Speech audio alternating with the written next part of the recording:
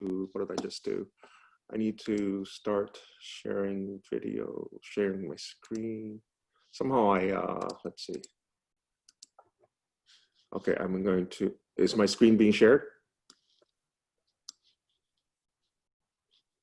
Yep.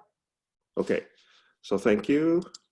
I just have to, so already Linda mentioned the title of today's webinar, Addressing Emotions from COVID-19, Racial Inequity and Civil Unrest.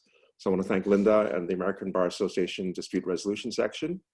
And we're lucky to have 3 great speakers today. And let me introduce you to them. So we have Stephanie Johnson, who's a business school professor who has a PhD in industrial organizational psychology. And she has a book that just came out called Inclusify that she'll talk about. Then we have Deborah Austin, who has a JD and a PhD in education. She's at Denver University Law School, and she has a weekly newsletter about law student and lawyer well-being. She's going to talk about that, and she's working on a book.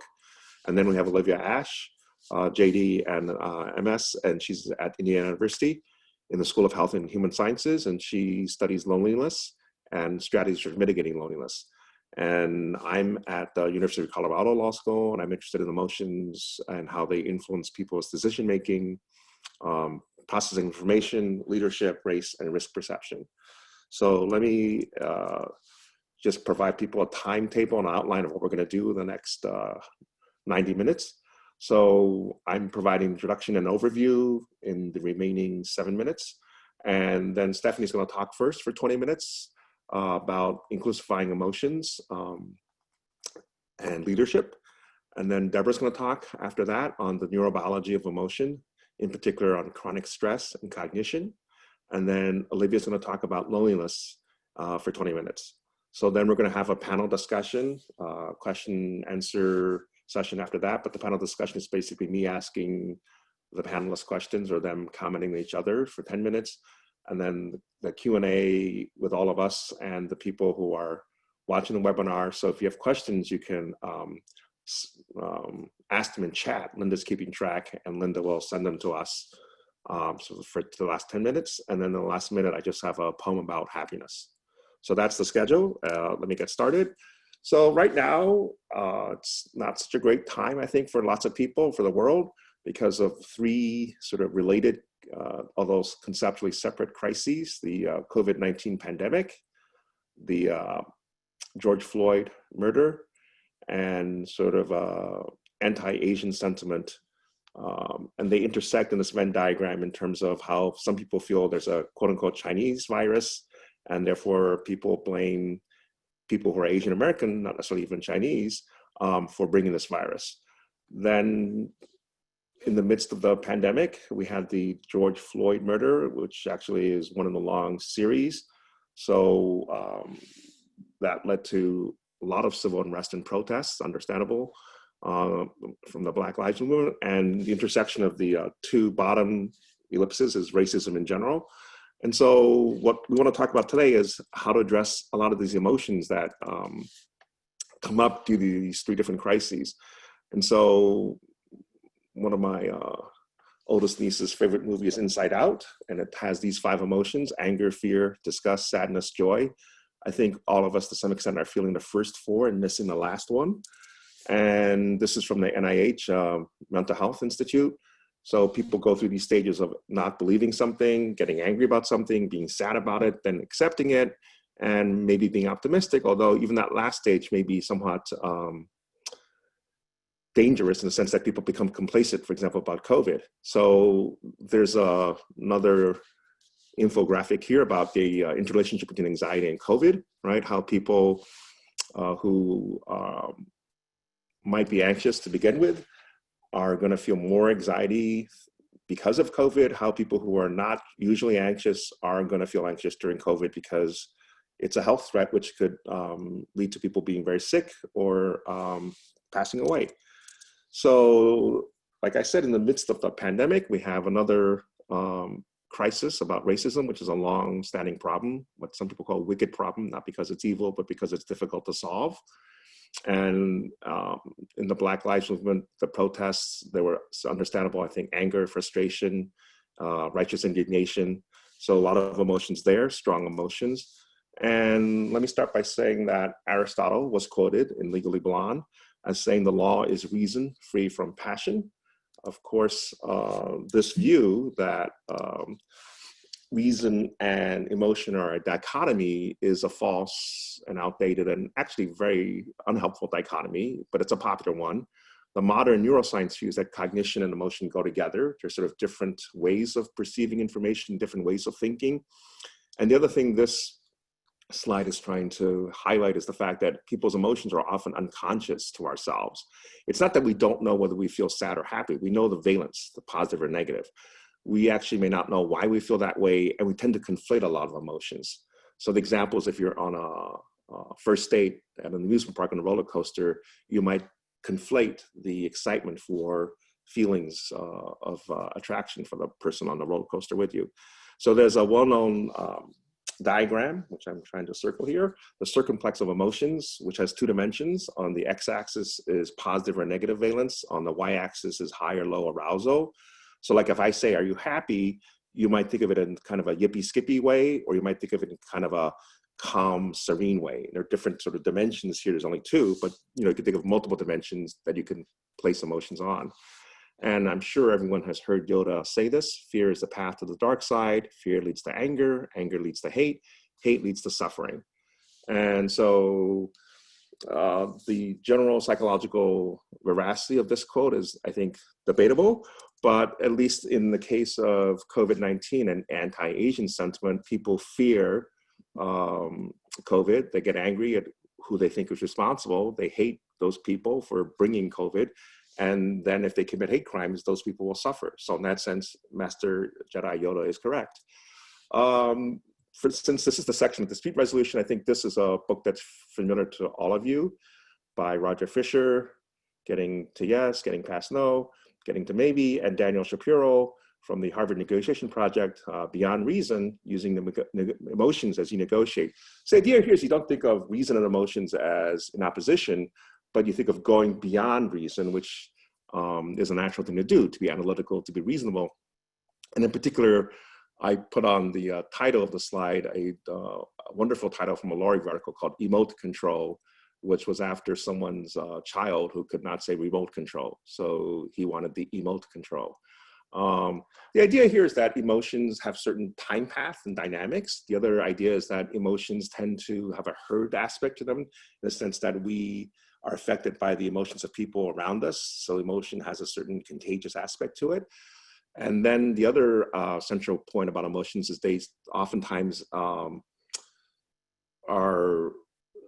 in a feedback loop or multiple feedback loops. So if I'm happy, I do something generous and kind to someone else, they're happy, they do something for me, and it's like a vicious cycle in reverse, a virtuous cycle. And in the book, they talk about 5 core concerns that underlie a lot of negotiations, namely affiliation, appreciation, autonomy, role, and status. If you think about it, you can see how all 5 of those 5 core concerns have emotional aspects to them. So this is an example of how motions, which can be temporary and ephemeral, can nonetheless have permanent consequences.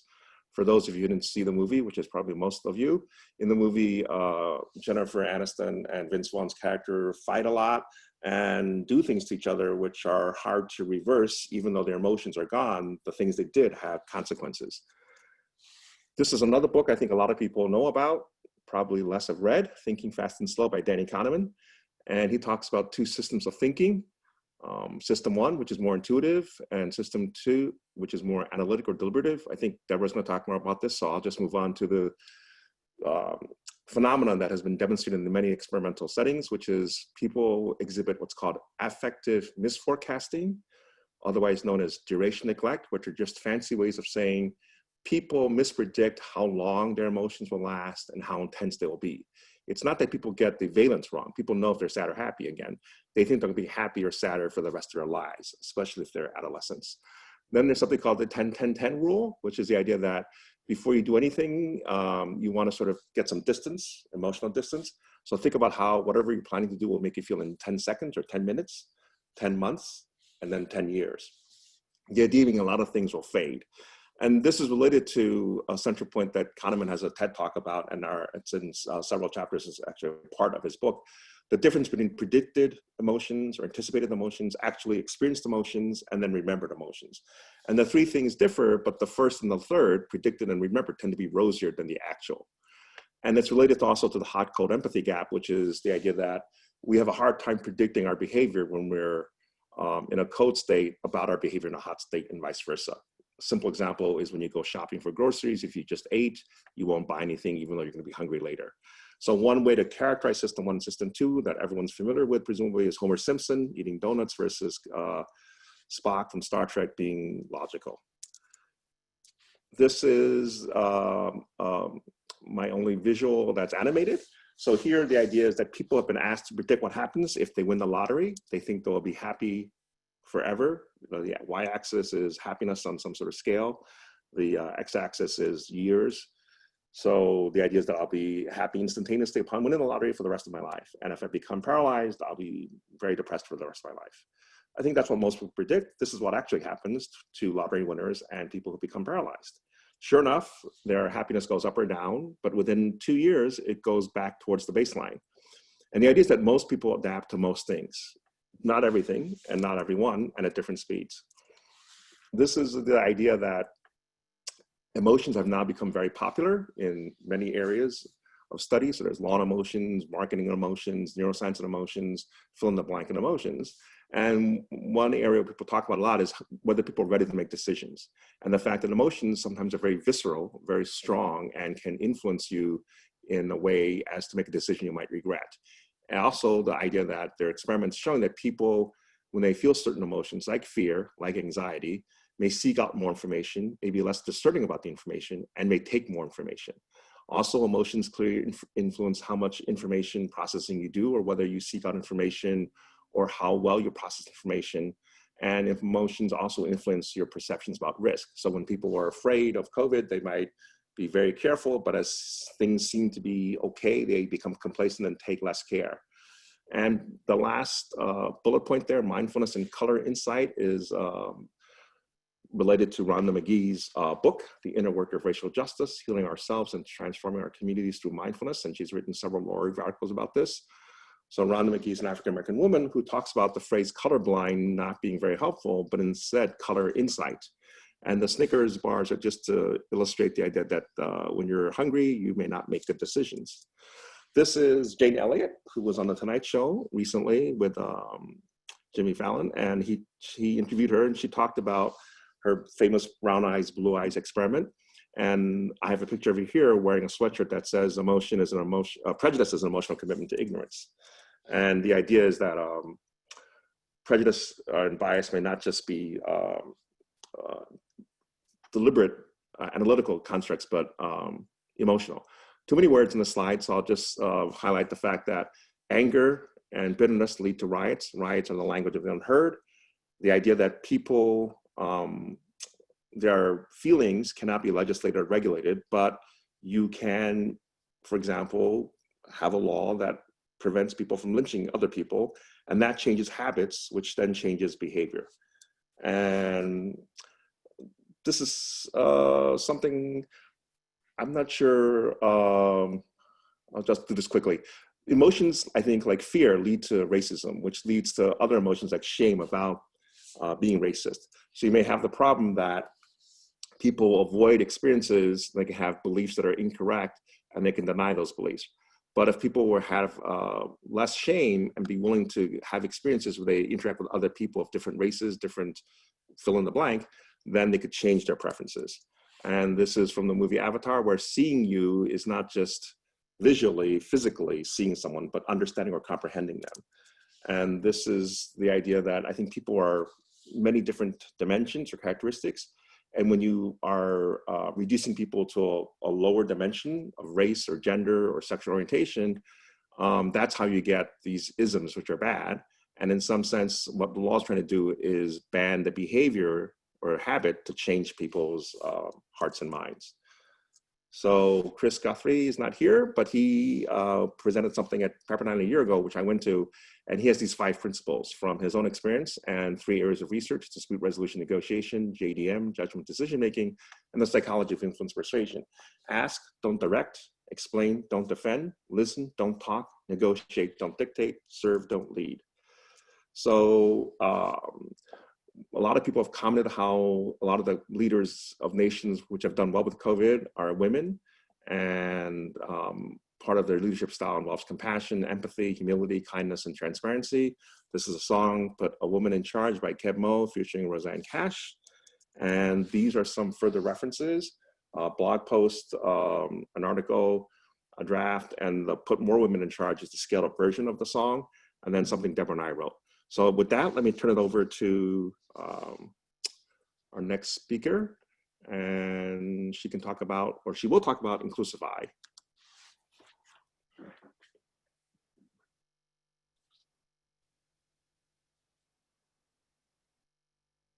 Hello, I'm going to try to share my screen. I have been traveling, if you can believe it, and so I'm using some less than perfect Wi-Fi. So I'm going to hopefully reduce my bandwidth by not including my video, but let me know if I cut out, okay? Just, I don't know how you'd let me know because I'd be cut out, but I told Peter when he asked me to join this webinar that in fact, my dissertation was on emotions and emotional contagion and the ways that emotions really impact employees in the workplace. And I think that's been more true recently because of all of the issues that Peter brought up. And specifically what I'm going to talk about is the emotional impact that a lack of diversity and inclusion can have, and ways that we can actually improve people's emotions by helping them feel more included. So obviously this is one of the worst times our nation has been through, and maybe the world. I think with coronavirus, there's been a huge sense of loss, grief, and isolation. And it's something that also provides a bit of opportunity to talk about some of the ways that people have been experiencing the world even before COVID. And with the Black Lives Matter movement, the murder of George Floyd and Ahmaud Arbery and Breonna Taylor, it's also brought up a lot of other emotions around fear and hate, and again, grief for people in the Black community, but also for the rest of us. So when it comes to emotions, one of the things that we know is that there is a catharsis that happens when you share your feelings and experiences to kind of work through them. And so you can talk about how you're feeling. And I think we've seen a lot of that in the workplace, people opening the door to actually communicate about their emotions and asking people how they're feeling, how they're doing. And that's extremely beneficial at helping people work through their emotions rather than holding those emotions inside and ruminating and letting them eat away at you. By actually speaking about the way we're feeling, it can help us move through it. At the same time, in order for people to do that, we need listeners. And for me, as someone who studies leadership, I think that is often the place of leaders to create the space for people to share and then for them to listen. But in fact, any of us can be a listener for another coworker or friend or family member, to allow them, even if they don't necessarily want to talk about their feelings, but allow them to talk about their feelings in hopes that they start moving through those feelings. And one of the biggest feelings that people talk about in the workplace is feeling a lack of inclusion. So if you think about a time in your life, it doesn't have to be at work, but where you felt really included and loved and accepted and like you belonged and were an essential member of your team, that's probably a pretty good feeling. But so many of us can think of a time where we were not included. So if you are a woman or person of color, this might be in the workplace, if you feel like othered or like you're not the norm. I am a Mexican woman, so I have felt that way many a time, just being the kind of odd person out, or even hyper visible because of mostly my gender. And then that's a very bad feeling. And if you haven't experienced that in the workplace, because you've been very fortunate, you can even think back to maybe a time earlier in your life, we've all had these bad junior high or high school or early life experiences where we felt like we were left out. And so I think on some level, everyone can relate to that feeling of exclusion. But importantly, to make people feel included, and this is really what Inclusivity is about, is that it's not just letting people attend or letting them come or join your organization. It's about having them belong as their unique selves. So if I asked, would you rather stand out or fit in? Most people can't answer this question. It's an impossible question because we always want to do both. We want to be seen for the talent and unique perspectives that we bring, but at the same time, we want to belong and be part of the group, and not necessarily despite the differences that we bring, but maybe because that we bring these differences to enhance the group. In reality, most organizations give people the chance to either stand out or fit in. I saw in my research that some organizations were really good at creating this warm, fuzzy, belonging feeling if you were part of the majority group. So then you would fit in. But if you weren't, then you would have to assimilate in order to get that feeling of belonging. And then other organizations might have been better at allowing uniqueness and people to all be different, not have a culture fit, but instead being part of their unique identity. But those fewer organizations allow people to do both at the same time. And that's really the secret to this, is understanding those two key elements and how they work together. Because if you don't have one or the other, there's an emotional toll, and I'll go through the 4 different ways you can be missing out on one of those. If you are not feeling accepted and you don't feel like people really know who you are, the way that people spoke about that feeling was a feeling of invisibility. And from a mental health perspective, invisibility is extremely damaging. And you can think of when you might feel invisibility as maybe if you're a shift worker, so you're working at night, or I often think of like the cleaning staff who are literally trying not to be seen. They're trying to remain invisible, to not disturb or get in people's way. But that causes emotional distress in people to be invisible. And even, I guess, more concerning is that a large proportion of women, and particularly women of color, report being invisible all the time, like in the workplace. And one of these studies was actually done on lawyers, and women reported on feeling invisible or even being mistaken for the cleaning staff or administrators, even though they were lawyers. So they had that feeling of invisibility. Now, if you feel accepted, but only because you assimilate, you're faking it, that causes people to feel incomplete. So people are accepting you, but only not as your true self. And even if they would have accepted you as your true self, because you never know that, you'll never fully feel included. There's a little piece that you're missing. At the same time, sometimes we have like a hypervisibility, or people say, oh, let's ask Stephanie. She's the one woman in our department, and let's hear the women's point of view. And so you're very, very unique. People are pointing out that you're different, but you're not accepted. So in that case, you feel insular, just like isolated and alone. And I guess at the end of the day, although difference is important, we don't want to only be known as our race and gender. So the goal is to create an environment where people feel both, that they can be their unique selves while still belonging. And that's how I define inclusion. So if you think about what feeling you most often have at work, and I won't poll you, but invisible, incomplete, insular, included. You can just think, if you are feeling bold, you can type it in the chat. And as I've been doing a few of these webinars, most people have reported feeling rather included. But when I ask the next question of how the rest of your team feels, the answer becomes a lot more difficult, because you can imagine there's members of your team who feel invisible, others who might feel incomplete.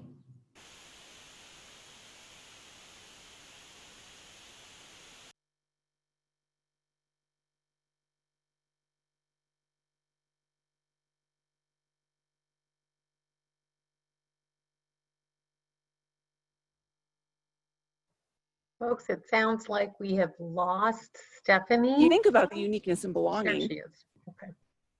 Stephanie, can- we lost you for a minute. Oh, okay. Ah, no, okay. Let's see, am I back? Can you hear me now? Yes, you're Yeah. back. You're back. Thanks. Sorry about that.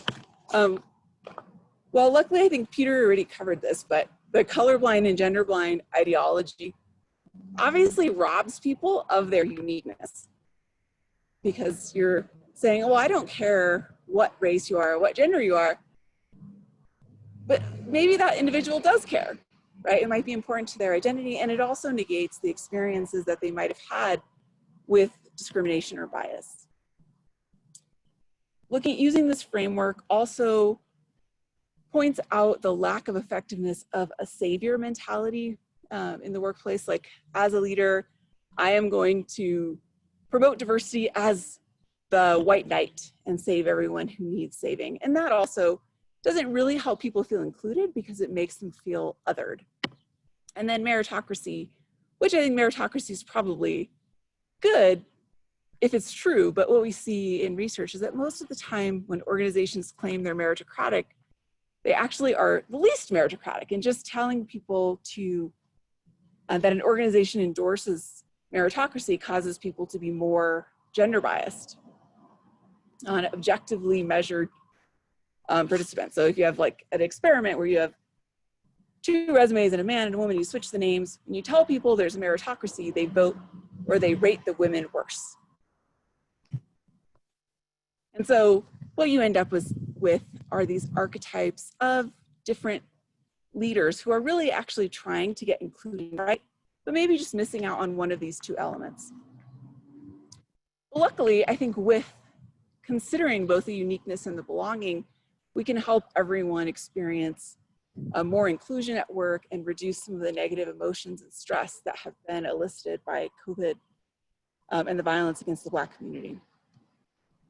So the bad news, this has been a very difficult time in history, but I will say that there's a silver lining. The good news is that since everything about our workplaces has changed, like I would say the status quo is broken, right? We don't do anything the way we used to.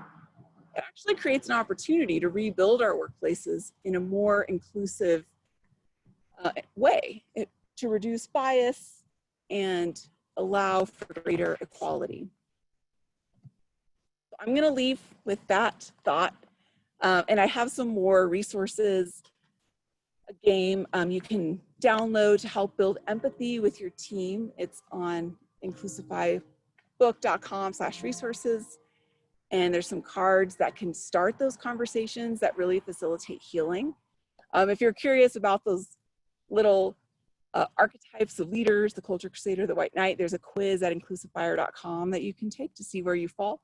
If you are interested in reading my book, you can follow this link, inclusifybook.com, free-chapter, or reach out to me through my website, drchefjohnson.com, or through Boulder. And I'd be happy to connect. I'm not sure how long my connection will last here. So if I drop off, then please do connect if you had any questions for me through email. Thank you. Thank you, Stephanie.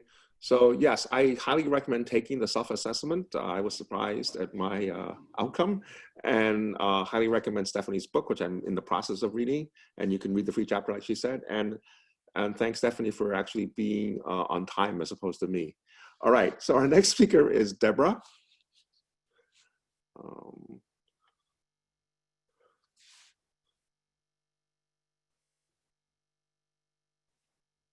So Stephanie, if you could stop sharing your screen so that Deborah could come in. Thank you. Thanks, Linda.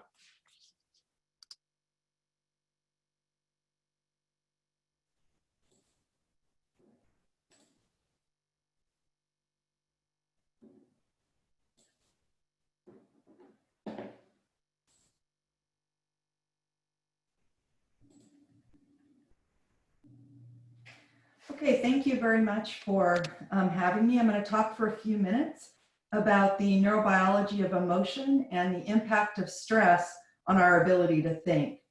So the ABA took note of the lawyer well-being research that had been done that showed that as a profession, we have greater than average levels of anxiety, depression, substance use, and suicide risk. And they released a report saying that we need to concern ourselves about lawyer well-being because we want to improve the effectiveness of our organizations, but we also want to improve the professional and ethical behavior of lawyers and help them to thrive in 6 domains. So the domain that I'm discussing today is the emotional domain, which means that you are able to manage your emotions to support your mental health, achieve your goals, and inform your decision making. So what I want to do is help you learn a little bit more about how your brain works and how your nervous system is involved with your emotions and cognition. So our brain has a couple of amazing superpowers. One is its ability to change the network of neurons and brain cells with every experience, action, and thought, and our capacity to have new brain cells throughout our lifetime in our memory processing hippocampus. Our brain evolved from the base of our spine upward. The primitive brain helps us with digestion and breathing. The emotional brain helps us with emotion and memory. And the thinking brain is reason. But our thinking and emotional brains work together in concert to do a number of things for us. They ignite the fight or flight stress response. They initiate the recovery system that we need after we have a stressful event. They help us with our memory, decision-making, and threat processing. So a little bit more about our emotional brain. There are 2 areas of the brain that I hope that you'll take away from the presentation this morning. And one is the hippocampus. That's the blue horned structure that you see on your screen. This is our memory processor, and we actually have one in each hemisphere of our brain. That area of our brain can grow new brain cells throughout our life. And then the amygdala is our panic button, and that's where our stress response begins. Our thinking brain is made of 4 lobes, and these lobes are largely devoted to our senses. There are 2 types of memory that we experience as human beings. Non-declarative memory is memory that we don't experience in our conscious awareness. So there are 2 types of those. One is procedural memory, and that's like learning to drive or learning to ski, and that's stored in your cerebellum, which is the green structure on the screen. And then there are our fear memories. Those are stored in our panic button amygdala, which is the red structure on the screen. And those are things like flashbacks and trauma. Now, our declarative memory is what we're really concerned about as lawyers, as legal educators, law students. And this type of memory requires effortful consciousness to recall. And it's stored in 2 different areas of our brain, both the emotional brain and the thinking brain. There's also 2 types of this memory. Episodic memory is our autobiographical experiences, and semantic memory is learned knowledge. When we are learning new knowledge, it starts with a process called encoding. Information comes into our thinking brain through our senses, travels quickly to our panic button amygdala to help us make a survival decision, but takes slightly slower route through our hippocampus to access other memory. One way to think about this is developing expertise. So we have memory traces, anything new in the presentations that we're giving this morning, those are new memory traces, and they might be coming through your eyes if you're looking on the screen, through your ears if you're hearing this presentation, and they come into the thinking brain and travel to the emotional brain, to the hippocampus, and then back to the thinking brain and to the emotional brain. And this loop this cognitive loop is the process of developing expertise that scientists think take from 2 to 10 years, which is a really long time frame. There's a lot yet to be learned, but they also think this happens largely during sleep, which is why sleep is so important to memory consolidation. When we have fully consolidated memory, it is stored in our thinking brain because our hippocampus lets go of its relationship.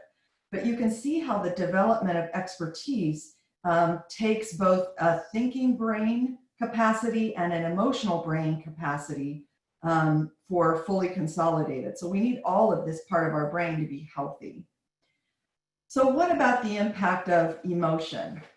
Scientists have described 6 primary emotions: fear, anger, sadness, disgust, surprise, and joy.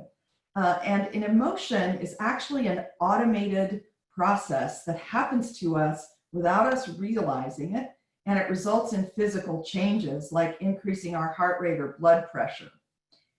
Our feelings are when we have our perceptions of our emotional response that's automated within our system. Now, 4 of the 6 primary emotions have been described by psychologists as our survival emotions: fear, anger, sadness, and disgust. And these emotions can ignite the stress response. Now, anxiety is fear of anticipated negative circumstances, and that can trigger the fear response, which also is very hard on our brain, our cardiovascular and immune systems. Another thing that psychologists have discovered is that we all have different environmental sensitivity levels. So we come to this idea of anxiety and stress with different sensitivity levels. In a study of about 900 adults, about 31% are highly sensitive, and they were described in the study as orchids, about 40% as medium sensitivity tulips, and about 29% as resilient dandelions. So as you think about yourself and your sensitivity levels, the loved ones in your life, the clients that you serve, realize people come to stress and anxiety with these varying environmental sensitivity levels. The idea of emotion regulation is that there's a spectrum of response from reflex to thoughtful response. And a reflex, you might think about if you get cut off in traffic, you get startled really quickly, you are worried about crashing into somebody or hitting the bicycle that darted in front of you. And you might have a reflex response to that rather than a thoughtful response, which is, well, I didn't get in the accident, I'm okay, my car's okay, I'm on the road. And one of the things that helps move us toward the spectrum of thoughtful response is metacognitive skills, such as perception of our emotional response, evaluating it, and then taking thoughtful action.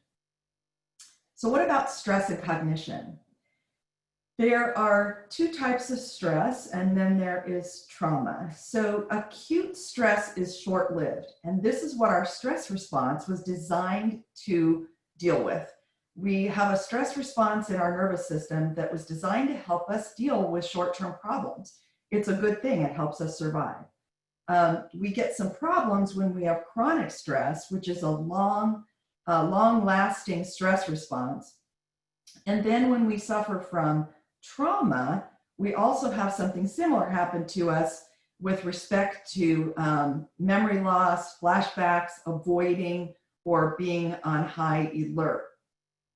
So our nervous system has 2 parts. The sympathetic response is our fight or flight response, and this helps us with defense and escape. Our parasympathetic response is rest and digest, and this helps us return to equilibrium and recover. What happens when we get a fight or flight response? Stress hormones tell our system, marshal resources, help us deal with the problem. This includes things like elevating our heart rate and our blood pressure, mobilizing our energy. But we also slow down or stop long-term projects like digestion and our immune system. This is helpful to survival, and in a normal Western work environment, we probably feel a number of psychological threats or stressors. But now with COVID, we also have a real physical stressor that we're all dealing with. So these stress hormones go throughout our brain and our body. They impair our immune response. They can cause things like increased blood pressure, heart palpitations, breathlessness, dizziness, chest pain, digestive problems, muscle tension. And with respect to our mood, we can experience increased mood swings, irritability, anger, anxiety, and depression. What happens in our brain? When we have stress hormones in our brain, our memory processing hippocampus starts to lose its capacity to healthfully birth new brain cells. Stress hormones kill the brain cells that exist or damage them. And then the hippocampus can turn on itself and produce even more stress hormones. And what happens is we only are able to focus on survival memory. Other types of memory are obstructed. You probably know this from your own stressful experiences, but the research shows that when we're under stress, we have impaired memory, concentration, problem-solving skills, math and language performance, and also things like curiosity, creativity, and motivation are impaired. The brain scans show that the hippocampi actually shrink in size. They can see the brain cells being killed. Populations that have been studied are folks with depression, PTSD, substance users, and the shrinkage that they can see on the brain scans and memory loss that the tests show are directly proportionate to elevated stress hormones. Now, a recent study of over 2,000 folks, average age of 48, showed that those with an increase in stress hormones show both smaller brain volume and lower cognitive capacity. So new research bears out this problem with increased stress and the harm it does to our hippocampus and our cognitive capacity. So what we really want to do is strive for balance, homeostasis, balance between our fight and flight and our rest and digest recovery system. This rest and digest recovery system helps turn off the stress hormone release, lowers our heart rate, lowers our blood pressure, helps promote nutrition, and helps us feel calmer. So what are some basic recommendations for both brain health and mental strength? Very briefly, in order to strengthen your hippocampus, exercise of any type, anything that raises your heart rate, is going to help promote hippocampus health. For enhancing your memory, you want to get enough sleep. To improve cognitive function, you want to have good nutrition, which includes lots of fruits and vegetables. And to protect your memory, you want to limit the intake of alcohol. For enhancing your mental strength and trying to help that rest and digest system, you might want to undertake practices like meditation or mindfulness, gratitude, yoga or Tai Chi, and nature therapy. And one easy thing you can do is download an app for guided meditations. Calm is free for people who have Kaiser right now. Insight Timer's another one. If you're thinking, I'd like to meditate but don't know how, have a little time, download a meditation app. There's guided meditation apps that can really help. Deborah, this is Linda. What would be an example of nature therapy? Nature therapy is time set out in nature. So there's research on people, and nature is public parks, as well as getting out into a forest or into the Colorado mountains, for example. But time spent in nature can enhance our rest and digest recovery system. So this Rob Reiner quote is really about, we're in a service profession, a helping profession, and we always want to help others, but we really need to be taking care of ourselves first, and that will ripple through our capacity to care for others in our life. If you're interested in more information, my very nerdy articles are available on deboraaustin.com, and you can also check out my weekly newsletter there as well. I really appreciate the ability to talk to you today and share a bit about my research. Deborah, just real quickly, I do have a question from Rosa Abdelnour. She was looking for a technique that might be useful during a mediation session to handle parties' emotions. So I think the easiest thing you can do is slow, deep inhales and exhales. Anytime you feel anxiety, people you're working with feel anxiety, if you can get them to just stop for a minute and try to take slow breaths. Box breathing is something they teach in the military, where you take 4 slow beats of inhale, hold for 4 beats, exhale for 4 beats. If you can get people to do this for, 3, 4, 5 times, you can get them to slow down an anxiety attack or a stress response. So Thank thanks, you, Deborah. So yeah, actually, I think, I'm not sure whether it's today's New York Times or yesterday's New York Times, because I read it last night before going to sleep. There was an article about meditation apps. Like Deborah mentioned, there's Calm, there's Headspace. There's a number of them which are either free with ads or have a trial period, especially during COVID. But they are a way for people to get into just taking deep breaths, because we tend to be shallow breathers, all of us, most of us, and to become calm, to not let things escalate, as Deborah talked about, to whenever something happens to you, to think about a thoughtful response as opposed to an instinctive reflex. So again, Deborah, great job. I've heard many of your talks, and again, wonderful. All right, so Olivia's going to talk to us about loneliness and strategies to mitigate loneliness. Thank you, Peter. Let's get this shared here. Okay, can everybody see? Let's see here. Everybody should be able to see this. There we go. I think we're all good. All right. So what I want to do here is, first of all, let me get myself out of the way on my people. Okay. Hi, and thank you for having me, first and foremost. So with the time that I have, I want to talk to you about one facet of the emotions Deborah just discussed, and that's loneliness. And loneliness is something we don't always want to admit to. We don't want to admit that we're experiencing. We don't like to want to just act like it's not there, but it's there because we all experience it.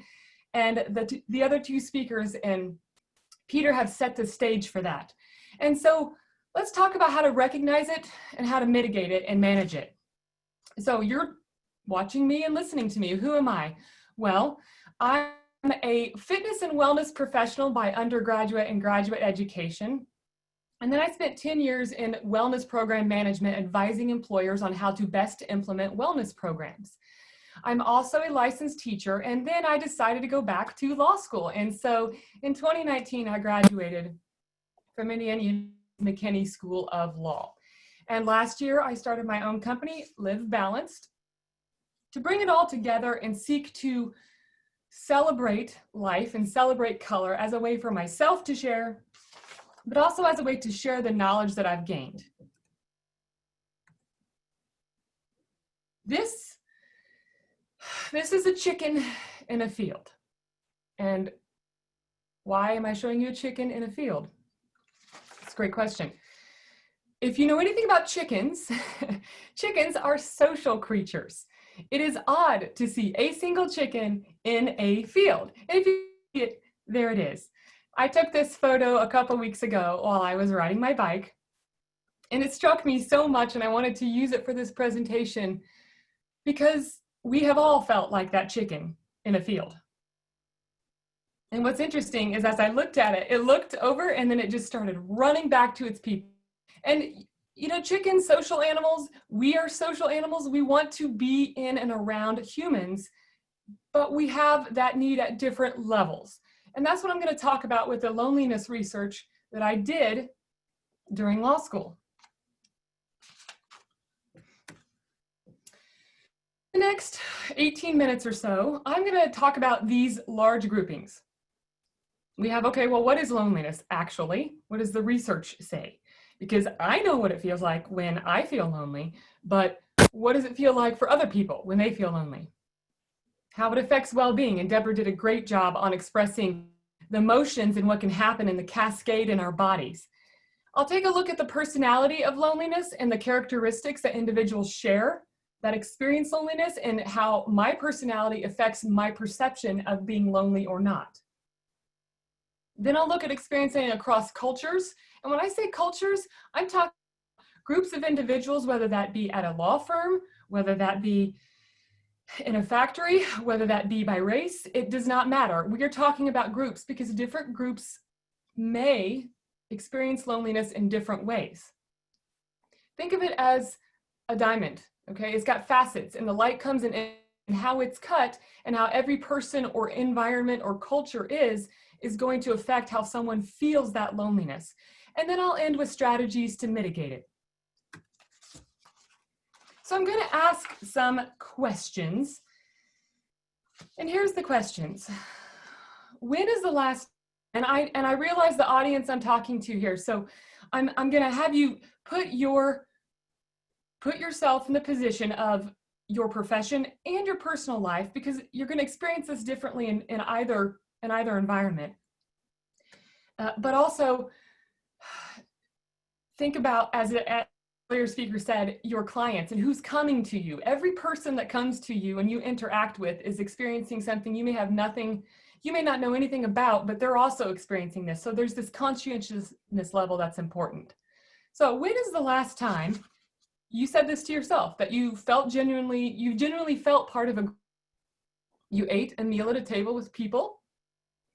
You had a heart-to-heart discussion with a friend, and you shared a joyful activity with people. And now what about eating at your desk, working late, working in bed, or you skipped a workout for work purposes, perhaps because you felt lonely, perhaps because you felt anxious, perhaps because of a perfectionist tendency. Now let's add on top of that this net of civil unrest, racism, and COVID-19.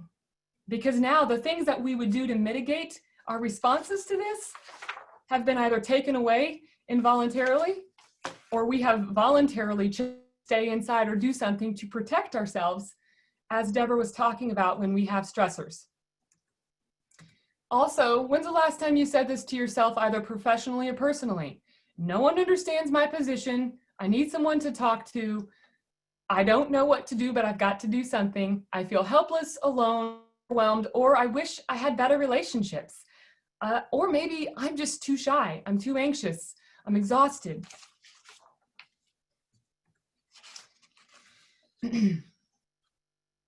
These are the most common words that popped up when I did my research on loneliness. Satisfaction. It is a perception. It's distressing. Now, what actually is it? Well, Stephen Cole, a UCLA genetics researcher, said it is one of the most toxic environmental conditions we can possibly encounter. And if you stop and think about it, that environment is within ourselves. It's within our thinking.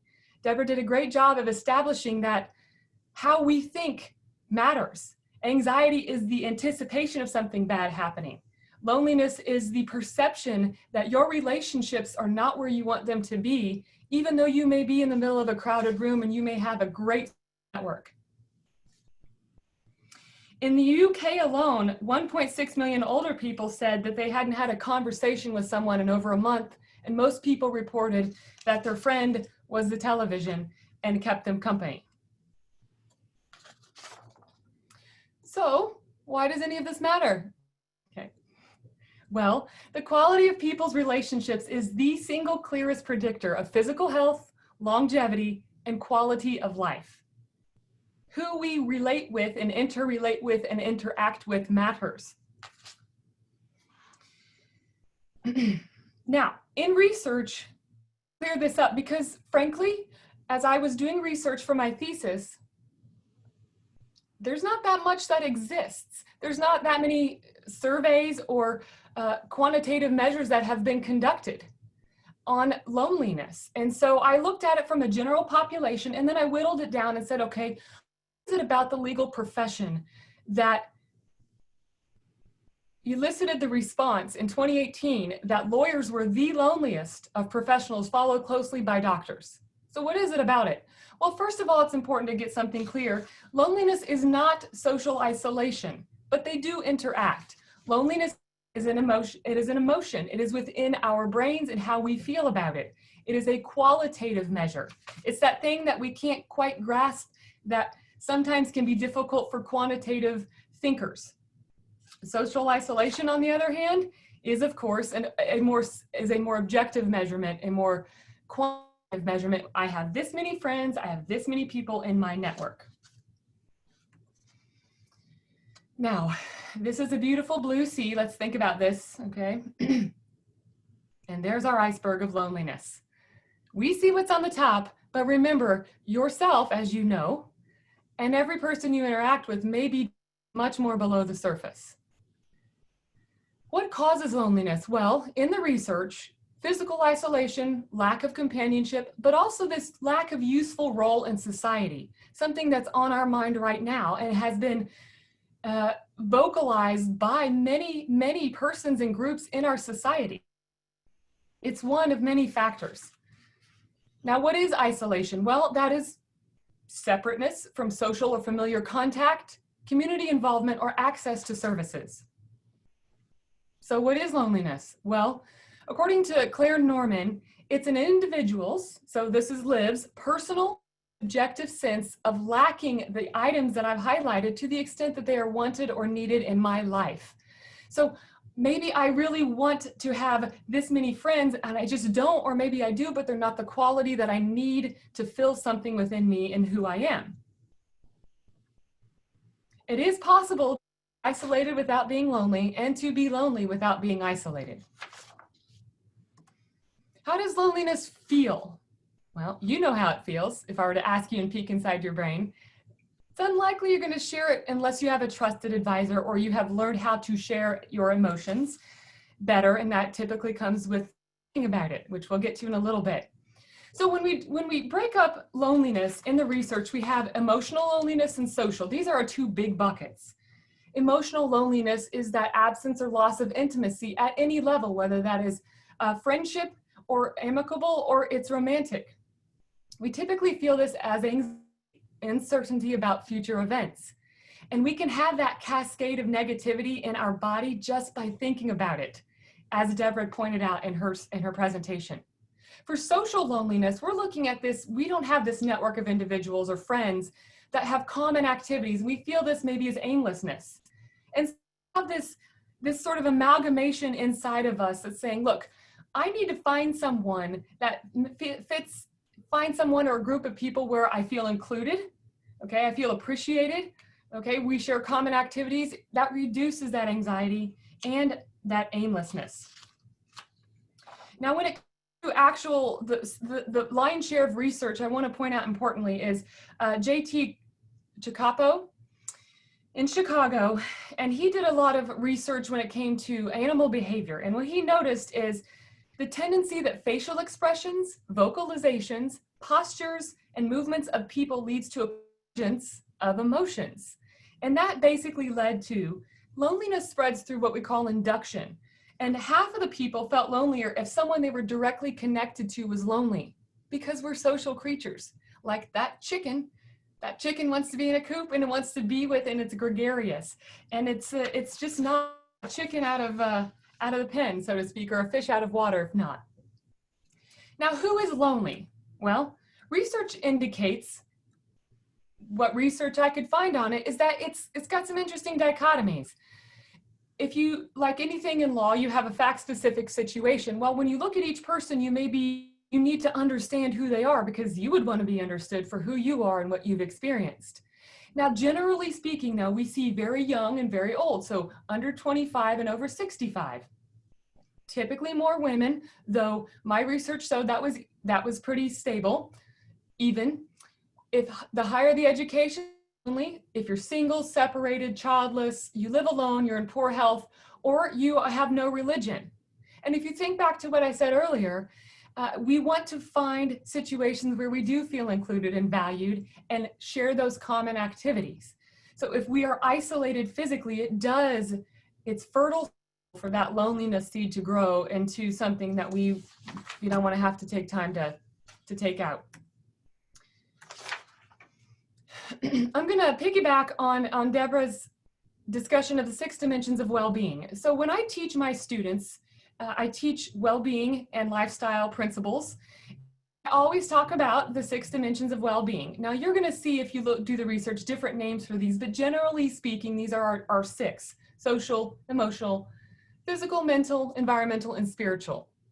The most important thing I want to point out about this is that a wheel does not roll if one of the pieces of it is missing or is smaller or larger than the other ones. It hobbles along, working at less efficiency than it could be. And so if you think about your wellness as that wheel, how are you doing in each of those areas? How does loneliness affect your body? So I want you to kind of put that on and think about this as I talk about it. Well, as mentioned earlier, we have our standard fight or we're going to run away. From a physiology perspective, it can be both simple and complex at the same time. But again, when we talk about loneliness, increasing and long-term duration of feeling lonely can cause an increase and a decline in our physical health and our lack of tendency to go out and do more. Okay, so it's a negative kind of mean situation that's going on here, because high level loneliness do correlate in the research to a greater risk of cardiovascular disease or heart disease, dementia, depression, and anxiety.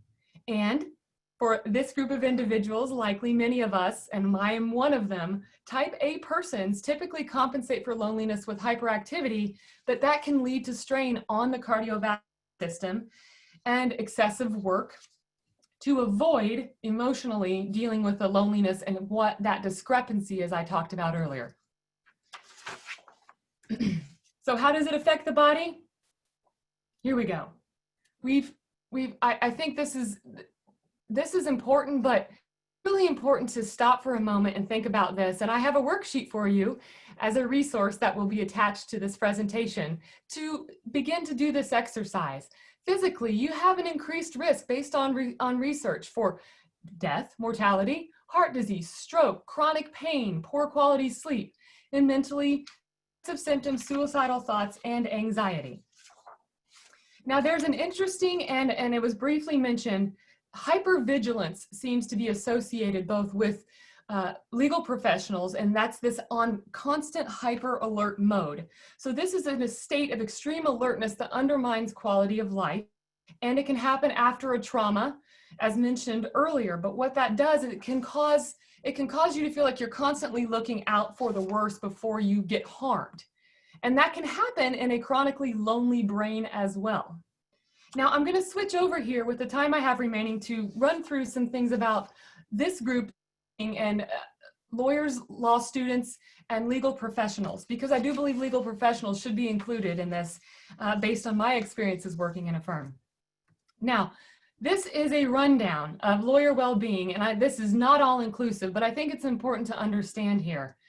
Depression, anxiety, substance abuse, 3 times and 2 times the general population. In 2016, the ABA study, almost 30% expressed some type of depression, and that was 4 times the general population. American workers in 2018 were the loneliest, and as I was finishing up law school, that's what made me want to do the research I did. And I conducted a survey at Indiana University on my fellow classmates. And the average response of law students was that they were highly lonely. And that's a problem, but that's something I knew because I could feel it and I was living it. But it's a start, because there are no other surveys about that I'm aware of at the time that I did my research. So that's the most important thing. It's the beginning. Now, for legal professionals, the research, you know this, inability to focus on tasks, missing deadlines, negative thinking, sadness, hopelessness. And then you're beginning to decline into what we see as classic symptoms of depression. Depression's completely different. I won't talk about it, but having depressive episodes can become more frequent as loneliness increases and we start seeing these things affectively and exhibiting them. So when we talk about why lonely, well, loneliness group dynamics, when we talk about loneliness in general, and now I'm going to zoom out a little to everyone, not just legal professionals, but I want you to keep thinking about this from your perspective. There are 4 theories on loneliness, dealing with how loneliness affects a cultural group, how we think about it, our personality affects it, and then the emotional experiences.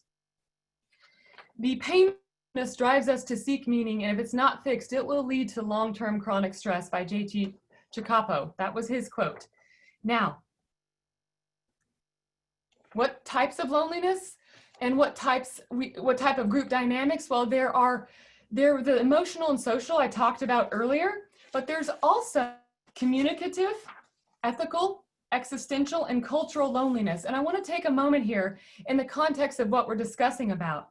When we talk about emotional and social, we are talking about, one of the quotes was that intimacy fires and uplifts the spirits, whereas loneliness robs the heart of its worth and joy.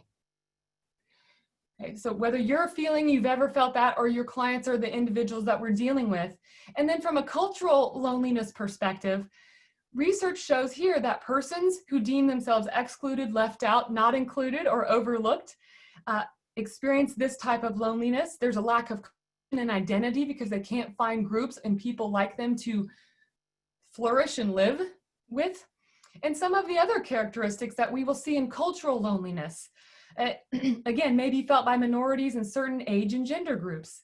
Negative emotions towards oneself, low self-worth, powerlessness can be felt. Feeling that something is absent and deficient in their world, and they tend to think that they alone are there. They're only ones there.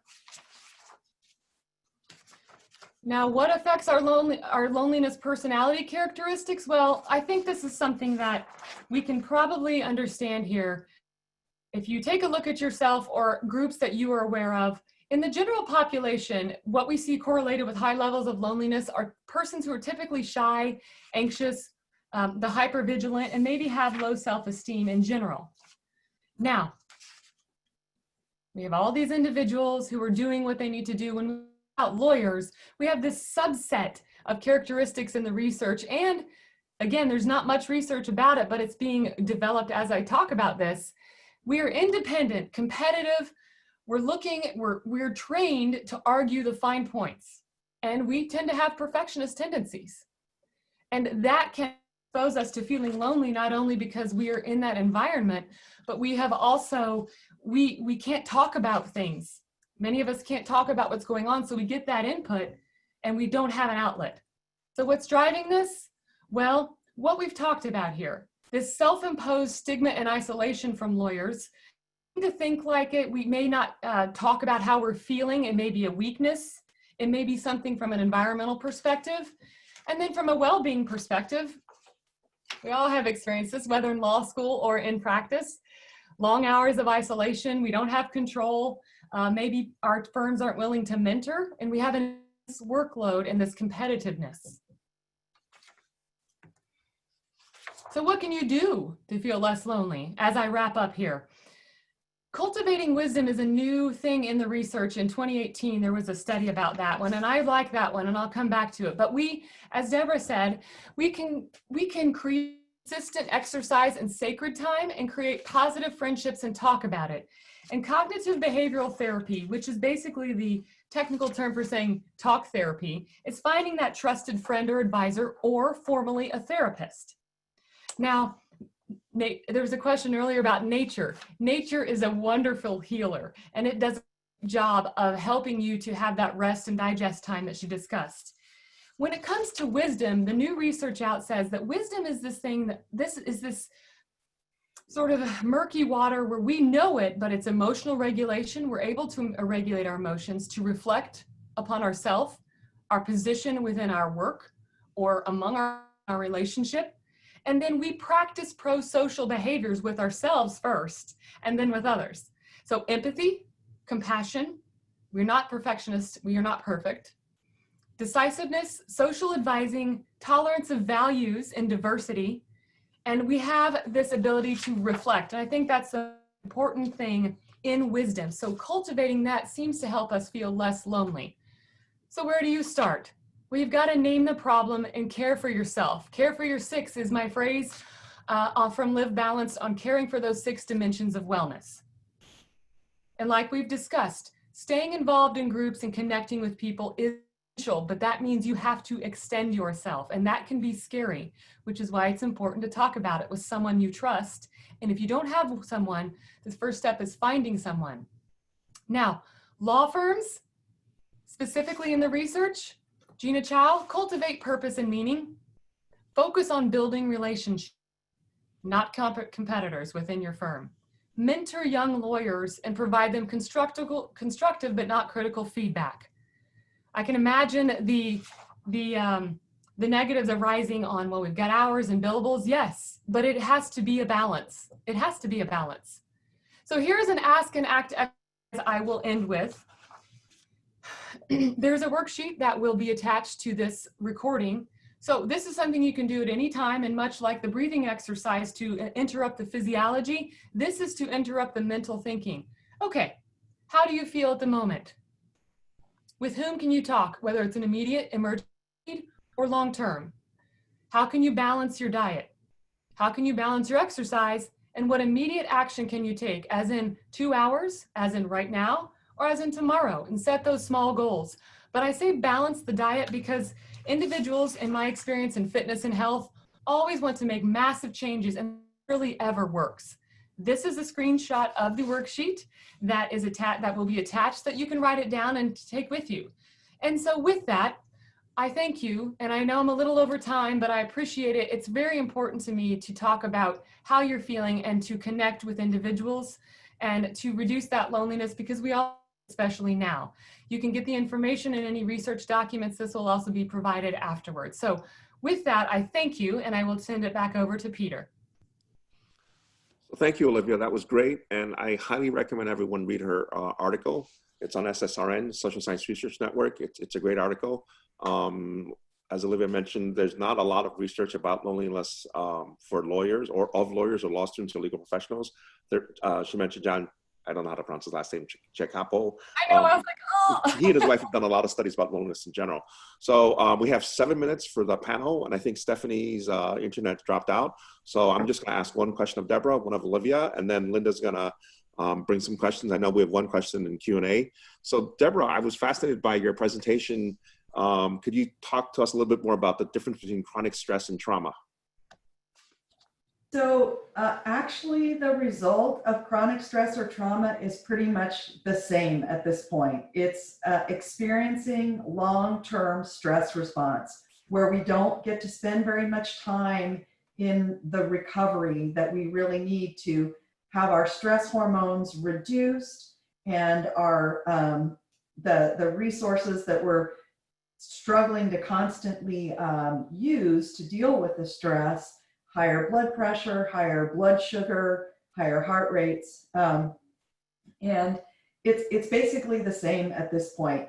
The trauma can be thought of as something like when you experience maybe an incident of violence or a car accident. It's an experience, you have it, it's over, but you relive it through flashbacks or you have nightmares. So you've got that stress response being ignited in that way. Chronic stress, I would argue possibly law practice and law school might be experiences where we have some chronic stress due to our level of workload and high responsibility, and we care very passionately about our work. Somebody backing up out there, could that be them? But the result with our physical and our mental health is basically the same. We're experiencing too much stress response and not enough recovery time. So in order to be more resilient, we have to think about what can we do for ourselves. And Olivia was talking about taking action, carving out time for our well-being. making sure that we are not missing our workouts, thinking about mental strength and resilience, and considering a meditation practice. I think sometimes lawyers think that that's not a worthwhile use of their time, but in fact, it does really build your resiliency skills. So Deborah, while we've got you on the screen, there was a particular question that came in. And the question is, has there been any research on Black people on the effect of stress on the hippocampus when they are in constant states of fight or flight? I'm not aware of this research and being specifically focused on demographics, but I think that the events of the last few weeks should have us all thinking about what the levels of chronic stress for people of color, for Black people, for Black men, leaving their homes and feeling constant fear, what that must be like, for Black parents. I think we all need to raise our game and think about the levels of chronic stress and fear that the Black community is experiencing, and we should all be doing everything we can think about, everything in our capacity to make a difference in that. As lawyers, we all know we're chronically stressed and we know we should take care of ourselves. We need to take care of our Black brothers and sisters right now as well. Thank you. Yep, thank you, Deborah. So Olivia, quick question about loneliness and how, I guess, is loneliness different for different people or the same? I mean, what are the sort of variations in loneliness across people? If you could speak a little bit about that. Absolutely. So thank you. And we've discussed this in different ways.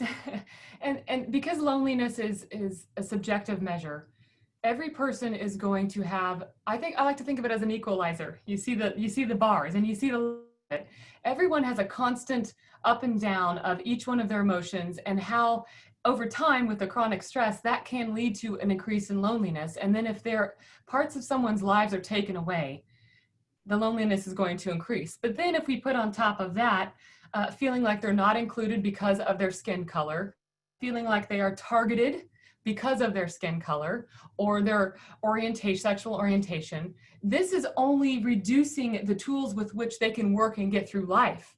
And one of the things as well is, we just talked about the chronic stress experienced by persons of color. Also, the amount of loneliness, feeling, as I mentioned earlier in the research, that cultural loneliness is that feeling like maybe they're in a deep dark hole, and this is Brene Brown had this great cartoon about it. They're in that deep dark hole and now no one really understands, and now there's fear and anxiety added on top of it. That can really plummet individuals from chronic stress and loneliness into depressive symptoms and going into worse mental health decline. And I think that's something we have to understand.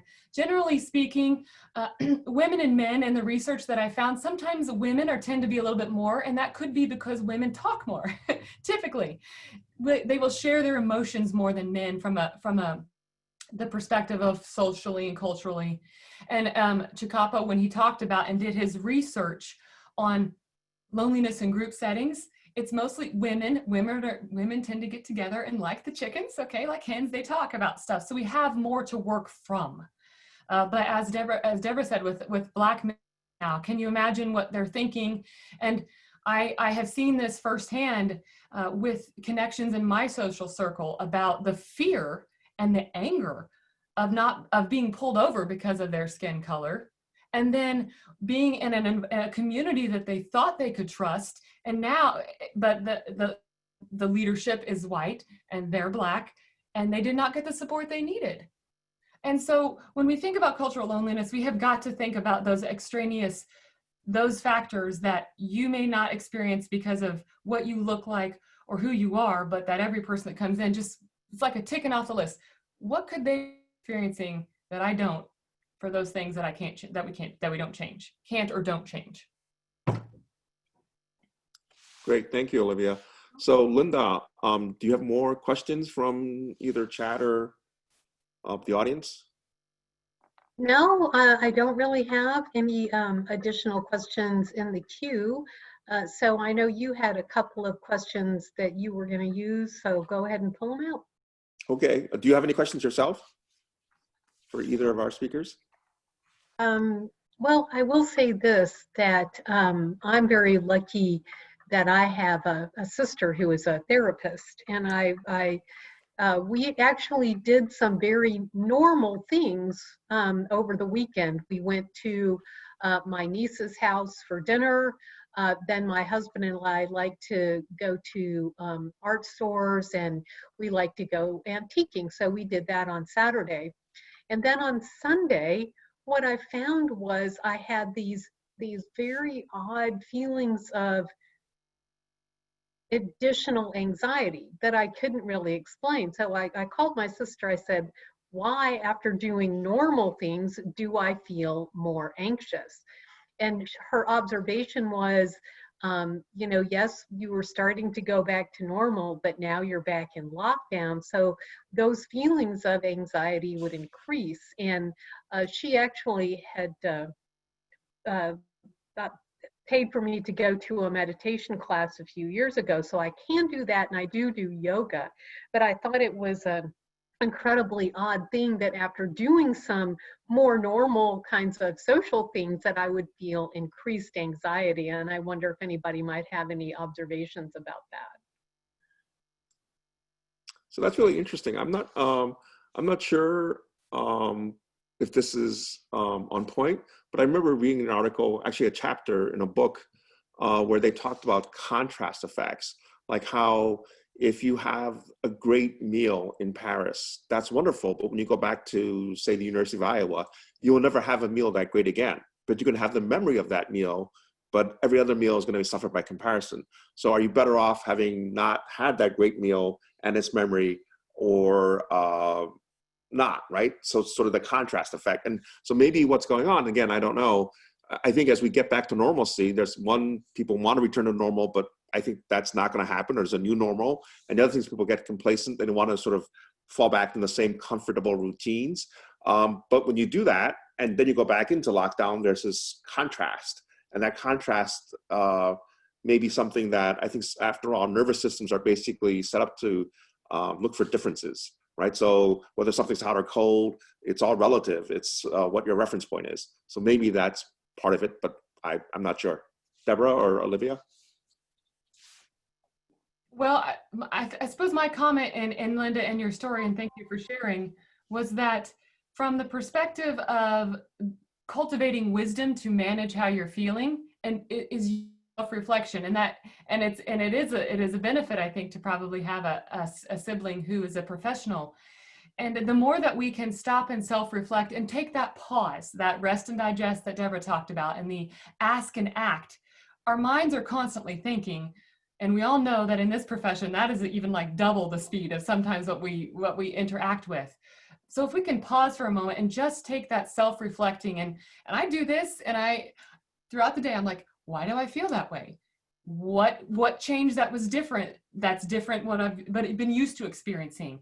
And having learned those skill sets, along with the breathing and the nature and all the other things I do to manage my stress, it can cultivate that wisdom so that I can stop and be conscientious of someone else and with ourselves. So I'd say that's a great practice. That's just an observation on my end.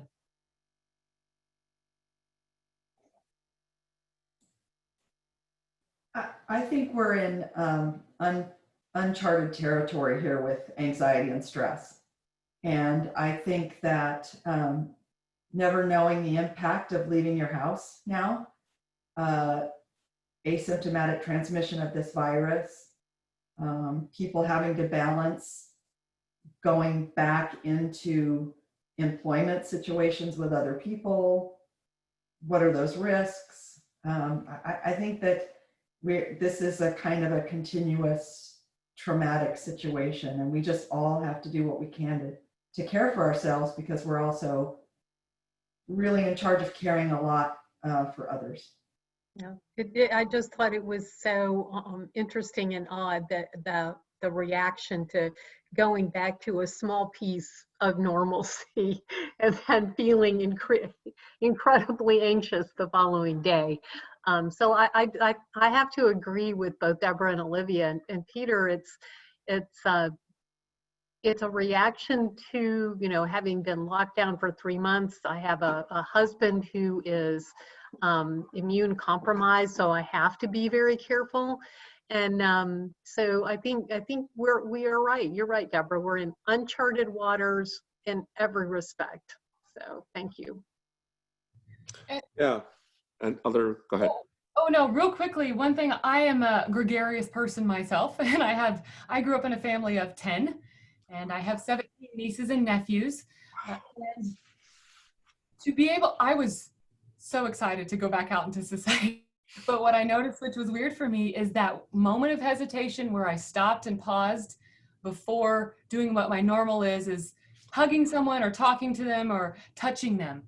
And that moment of having to pause and think about it, and that little bit of fear and anxiety, I didn't like it. I was like, Yeah. I don't like this.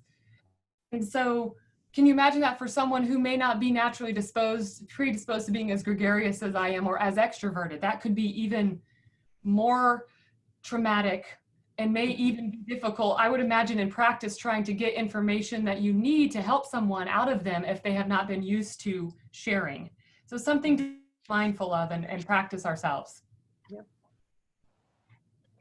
So Peter, I'm going to let you go ahead and close, and then I'll Okay. say a few words at the end. Sure. So let me share my screen again so I can read this poem.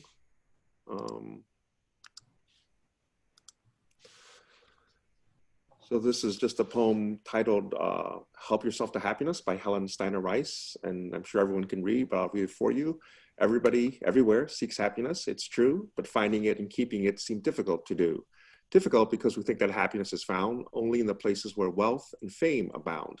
And so we go on searching in places of pleasure, seeking recognition and monetary treasure, unaware that happiness is just a state of mind within the reach of everyone who takes time to be kind. For in making others happy, we will be happy too. For the happiness you give away returns to shine on you. Thank you, Peter. And thank you to all of our wonderful presenters. This really was fantastic. You guys did a great job. I really appreciate it. For all of you who are still in attendance, please remember that this will be is being recorded, and it will be posted on the ABA section of Dispute Resolution's webpage for viewing in the future. And I want to encourage those of you who are interested in the work that the section of Dispute Resolution does, that I want to encourage you to consider becoming members and joining us in putting on these kinds of fantastic presentations. So thank you, everyone. Welcome. Thank you. Thank you. Take care, stay safe, be healthy. Go outside.